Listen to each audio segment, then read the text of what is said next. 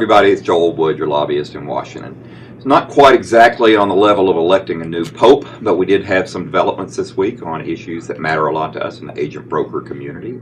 It was the week in which the NARAB II legislation, the creation of a uniform, non-resident agent-broker licensure clearinghouse, was at least introduced in the House of Representatives and in the Senate. In the House of Representatives, it was introduced by Congressman Randy Naugabauer, the chairman of the Insurance Subcommittee on the Financial Services Committee, and Congressman David Scott from Georgia. In the Senate, it was introduced by Senator Jon Tester of Montana and Mike Johans of Nebraska, Democrat and Republican, respectively, both members of the Senate Banking Committee. We're off to a really good start on it. The adorable reporter for the National Underwriter, Elizabeth Vesta, actually wrote that CIAB is synonymous with NARAB. What a great honor.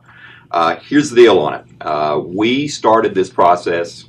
Well, first of all, our trade association started its first agent-broker non-resident licensure harmonization initiative in 1933.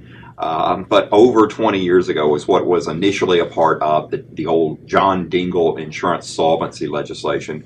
We helped draft up a provision that would sort of create a non-resident licensure opportunity, sort of a federal license for agents and brokers if they chose to go that route, purely optional. This thing morphed into a provision that we successfully got in Gramm-Leach-Bliley, which sort of held the state's feet to the fire on the issue of reciprocity. We had some reforms there, but the pace of reforms never really kept up with the pace of more and more, thousands and tens of thousands more of non-resident licenses and the sort of interstate nature of our business that is truly global. And so 20 some odd years ago, we were pretty much alone in this. 20 some odd years ago, all of the state insurance regulators hated this stuff.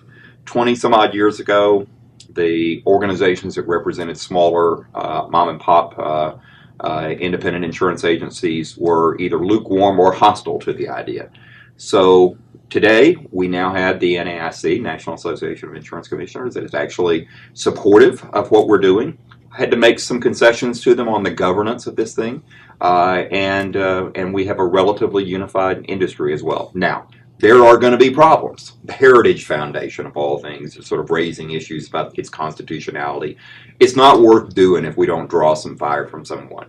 But I think that this is something that really, shame on us if we aren't able to get this to the finish line. Here's what it's going to enable you to do. If you are a licensed agent and broker, first of all, you've got to be duly licensed in your own home jurisdiction. And then if you want to get the NARAB license, you would apply for membership. They'll set a membership standard. It's sort of a self-governing body modeled after the National Association of Securities Dealers. And you could choose to join NARAB. And then when you would check off, if you met all the criteria, you check off the non-resident state licenses that you needed to have, and it would be on a purely voluntary basis. So we think we've got some opportunities to finally get this thing to the finish line. We're going to need your help in encouraging Congress. The hardest thing to get is oxygen in this town. And we've got the oxygen now. We've got some great champions. We've got Scott Trofholtz of the Harry A. Koch Company in Omaha, who's going to be testifying on our behalf at a hearing before the Senate Banking Committee next week. And we're feeling good about it. Hope you're doing well as well. Thanks so much.